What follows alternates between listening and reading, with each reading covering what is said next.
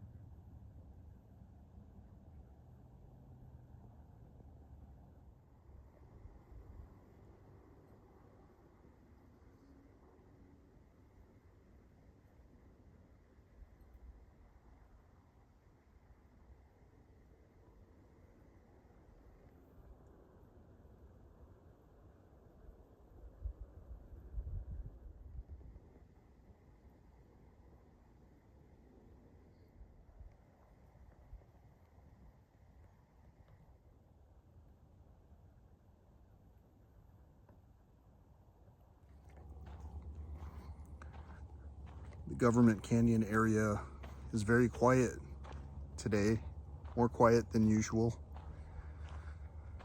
I got to thinking that if my pup was still with us, I definitely would have brought him out for a walk, especially as the temperatures got to about what they are right now in the 80s. It's a beautiful day, and I'm just taking a walk where I'm watching some of the nature that's around me. I think that was a cardinal that flew over.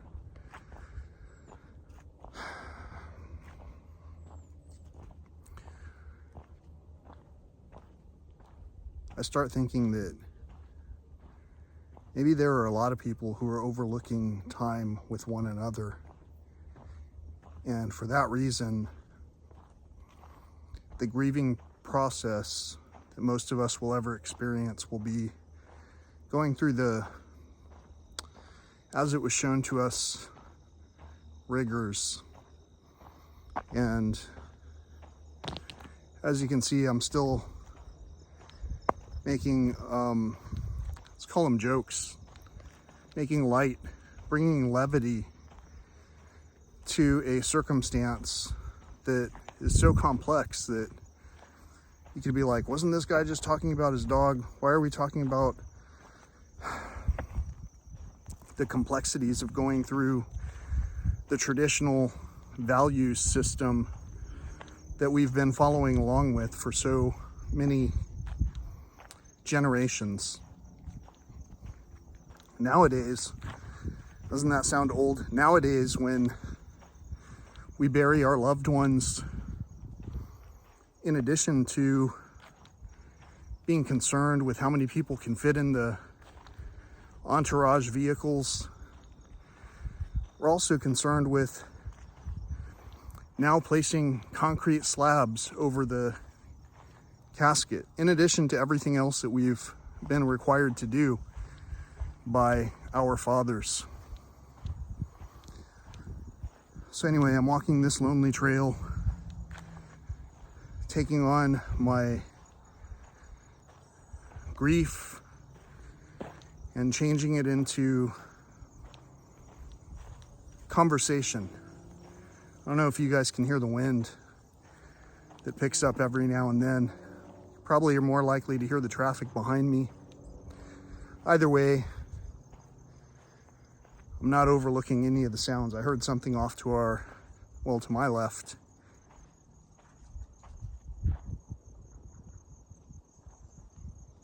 There's definitely something in the woods here. Probably birds. Maybe insects. They're busy though. I don't want to keep them distracted from what they're doing. Check this out.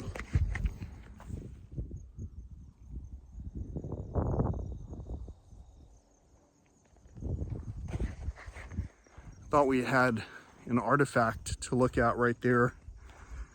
There's a piece of, I guess, limestone, something like that. I'm not the geologist of the bunch. Either way, there are these complex emotions that come flashing through my mind, being processed in incalculable number of ways. And part of the discussion that I'm having here is that for this era, I've found that I had a lot less encouragement than prior to, let's call it, the jabs that we took for one another, allegedly. And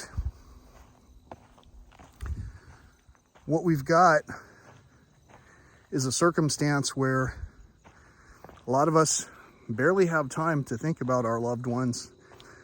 I'm talking about this topic of grief because this loss really struck me particularly hard.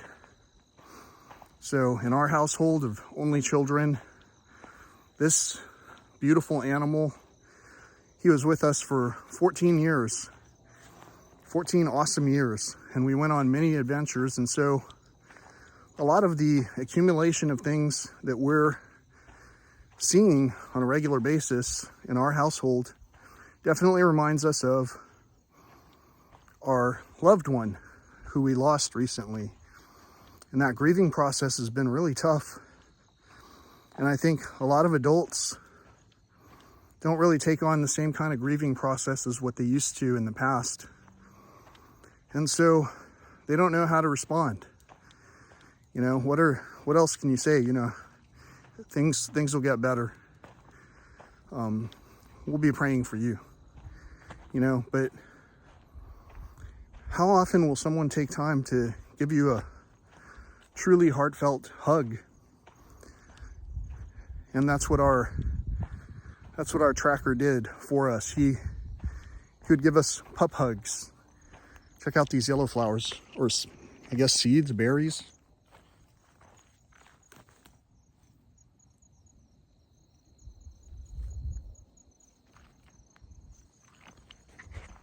It's a whole field of them. Anyway, our pup would give us pup hugs. He knew when we were sad. He knew when we were in any mood we were in. He knew. And he worked around that. So if you've been watching this story, you know that we've got cats now. They are a little bit less in need of pleasing anyone around them. But you see glimpses. Anytime you surprise these animals with some kind of nurturing, they surprise you back in their own way of communication. And the language of love, it's a universal language. And so for anyone who's having difficulty grieving and feeling like they're not supported, no, anyone who's gone through grief is supporting you as well. Anyone who has yet to go through grief, you know, they'll support you in their time as well. But whatever the case, we need to support ourselves and be able to help one another to live in the healthiest lifestyle format that we're able to achieve. It's hard to inspire one another to do that if we find ourselves only getting together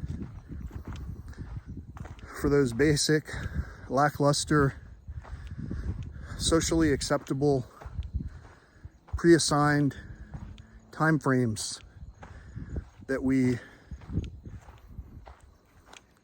could probably do without.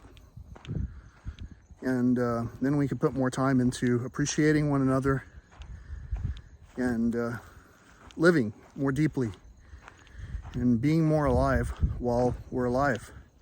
Hope that makes sense. Until next time, peace, love, and all that old school stuff.